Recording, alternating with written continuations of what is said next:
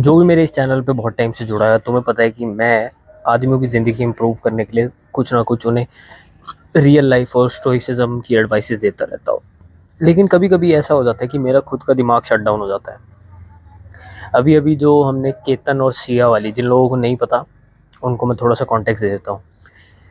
जितना मुझे याद आ रहा है, एक लड़की थी और एक लड़का था। इन दोनों की अरेंज मैरिज होने वाली थी। शादी का बजट था 17-18 crore. Private jets, private palace, सब कुछ रेडी था। लड़के वाले भी बहुत अमीर, लड़की वाले भी बहुत अमीर। लड़की बहुत खुश। लड़की बहुत टाइम से लड़के के साथ घूम फिर रही है, डेट्स कर रहे हैं। पूरा प्रपोजल चल रहा है बिल्कुल फिल्मी स्टाइल में।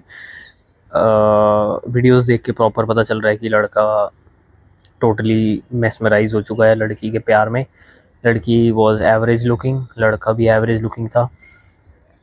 अनदर रीज़न में भी, चलो उस पर हम बाद में आते हैं।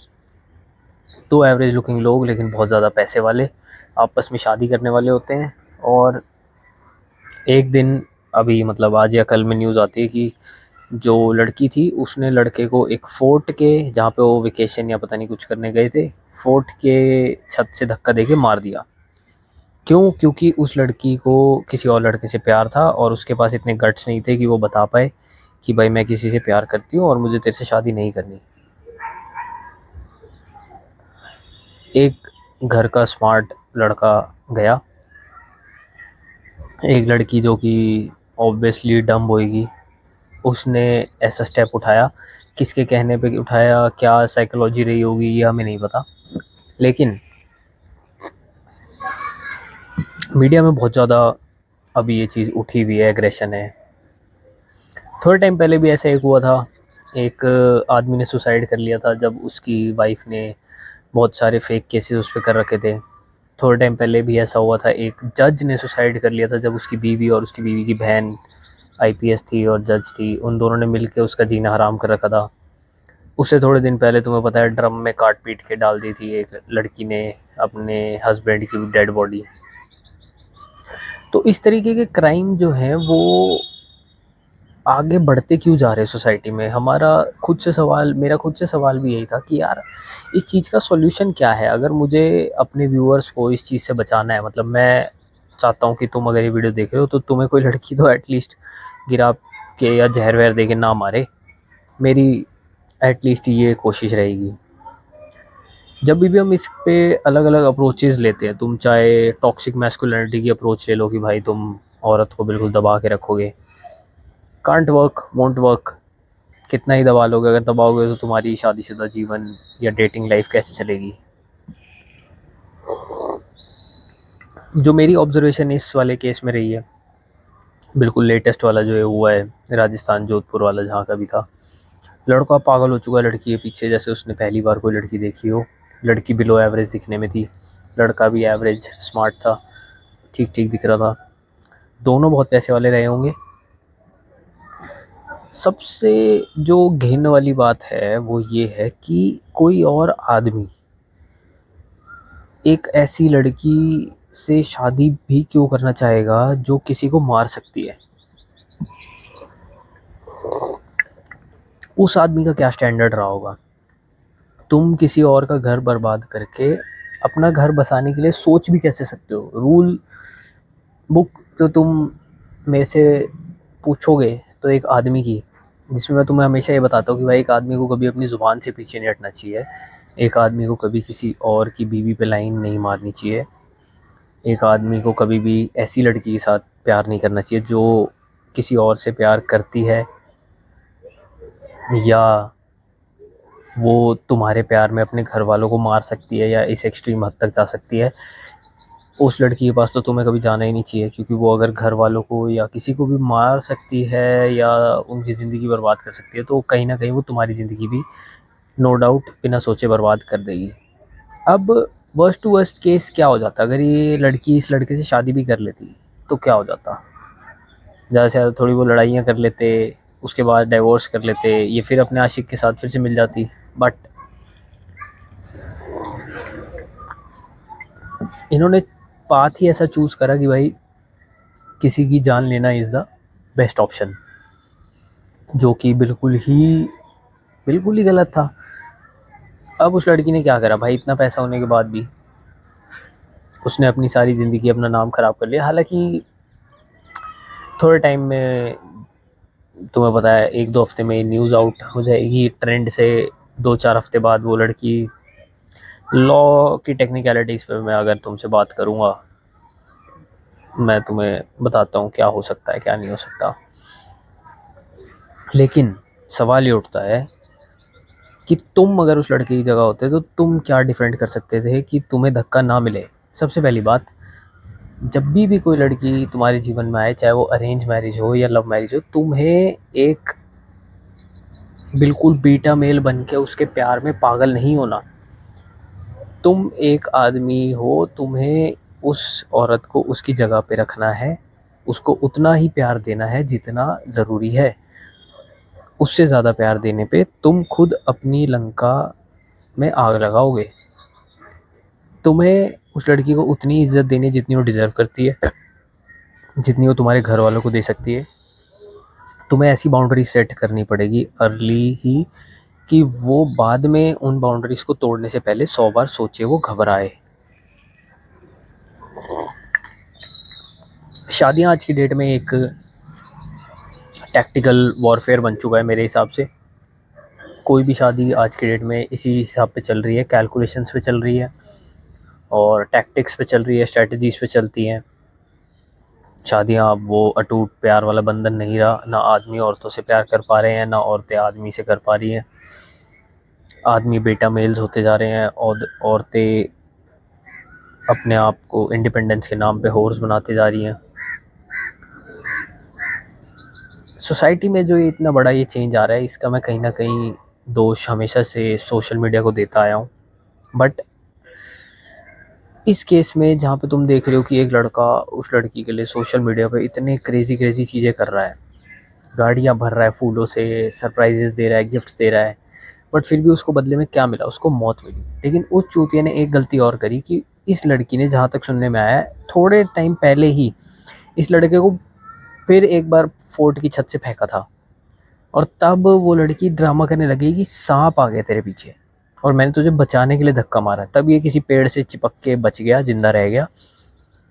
और ये इतना ब्लाइंडेड बाय द लव, इसने उस लड़की को थैंक्स करा कि तूने मेरी ज़िंदगी बचा ली, और ये वापस ब्लाइंड लव में पागल हो गया। तो मेरे दोस्त, जीवन तुम्हें सिग्नल देगा।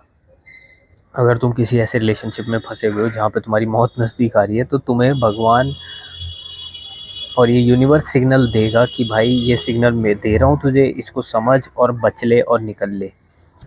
अर्ली स्टेजेस को अगर तुम नहीं समझ पाओगे भगवान और यूनिवर्स के दिए हुए सिग्नल्स की, तुम इतने डम हो जाओगे। तुमने ज़िंदगी में पहली बार लड़की देखी है, तुम्हें ज़िंदगी में पहली बार ऐसा प्यार का एहसास हो रहा है, तुम्हें ज़िंदगी में पहली बार यू गेटिंग दैट पुसी, तो तुम बिल्कुल ही डेड, ब्रेन डेड ज़ॉम्बी हो जाओगे उसके प्यार में।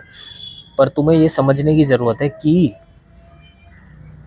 जो मैं स्टार्टिंग से बताते आ रहा हूँ लड़कों के लिए, सबसे पहला बॉडी बनाना, दूसरा बहुत अच्छी रीडिंग्स करना, लॉज ऑफ ह्यूमन नेचर्स के बारे में पढ़ना, हर तरीके के कॉन्सेप्ट्स को समझना जो तुम्हें रियल वर्ल्ड में काम आएंगे, तीसरा स्टोइसिज्म के बारे में पढ़ना, चौथी पैसे कमाना, जो तुम्हारा पर्पस है उसको सबसे ऊपर रखना, पांचवा अपनी खुद की एक ईगो रखना, एक मेल ईगो रखना, एक हाई हेडेड मेल ईगो रखना बहुत ज़्यादा ज़रूरी है। क्योंकि तुम लोग, बहुत से ऐसे लड़के होंगे जो अपनी बंदियों के, या सबसे पहले या तो जो क्रश व्रश वाले सीन में बैठे होंगे इस टाइम, तो इट इज़ बेटर कि मेरे भाई तुम पैसे खर्च करके स्पा चले जाओ रादर देन वेटिंग कि एक दिन तुम्हारा क्रश तुम्हें कुछ देगा।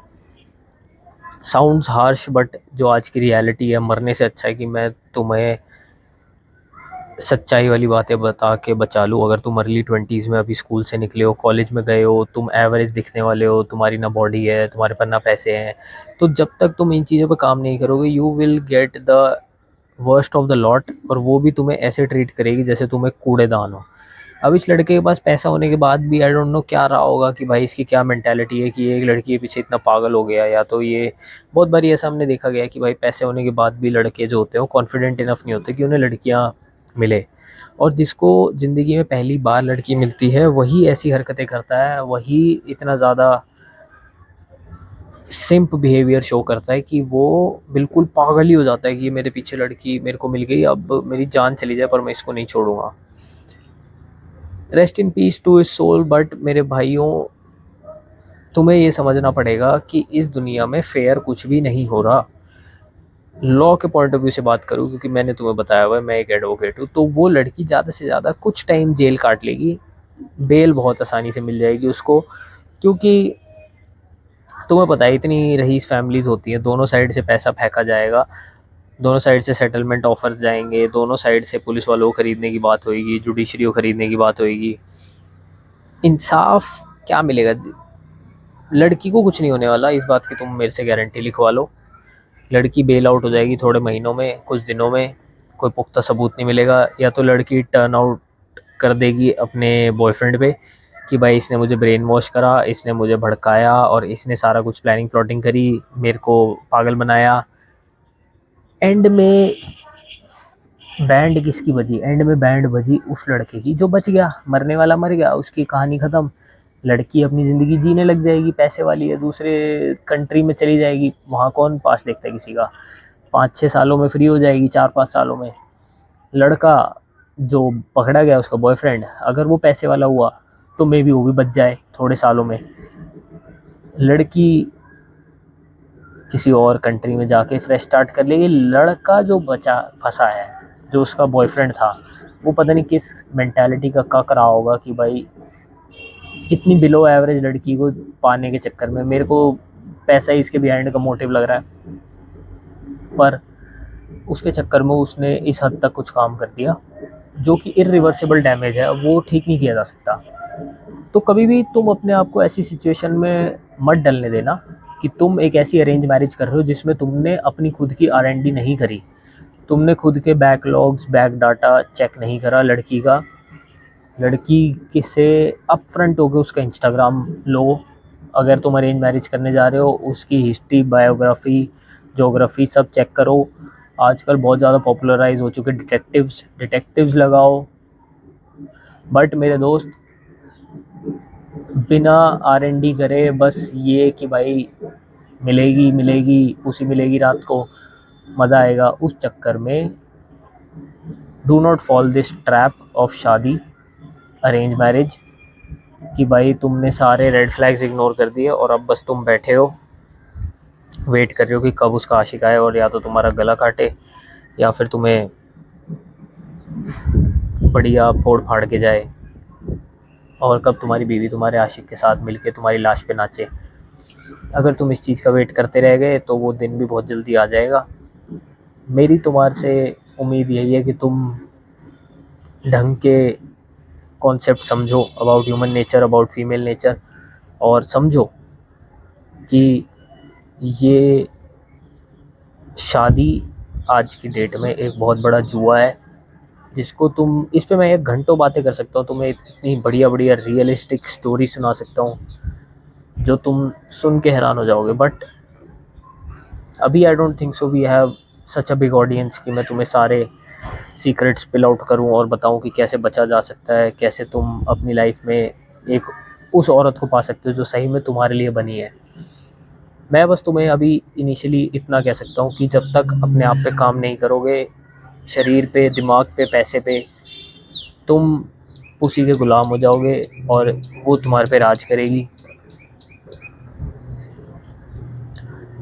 और ये तो अभी शुरुआत है मरने वालों की, क्योंकि मैंने इस लड़की के सपोर्ट में बहुत सारी फेमिनिस्ट देखी है और जितनी भी तुम्हारी सो कॉल्ड इन्फ्लुएंसर्स थी इंस्टाग्राम पे, सब अपना मुंह बंद करके बैठी है, जैसे कभी उनके भाइयों के साथ या किसी के साथ ऐसा हो नहीं सकता। सब मुंह बंद करके बैठी है। मैं ये भी ऑब्जर्व कर रहा हूँ, जो बहुत ज़्यादा चिल्लाई थी 370 रुपये के लिए। हम एक ऐसे टाइम पे रह रहे हैं जहाँ पे डिजेनरेट सोसाइटी है और होरिज्म को इतना ज़्यादा प्रमोट किया जा रहा है। आदमियों का भी कोई एक स्टैंड नहीं रह गया, आदमियों की भी कोई प्रोटोकॉल्स नहीं रह गए। तो मेरे दोस्तों, अगेन जैसा कि मैंने कई वीडियोस में कहा है, this is the easiest time to be a bigger man, a rich man, क्योंकि तुम्हारा कंपटीशन बहुत ही फुद्दू लोगों से है जिनको तुम इजीली बीट कर सकते हो और टॉप 1% में आ सकते हो, दिमाग के मामले में, पैसे के मामले में, हेल्थ के मामले में, अगर तुम सही टाइम पे सही चीज़ें करना शुरू कर दो। ध्यान रखो अपना भाइयों, टफ टाइम्स अहेड।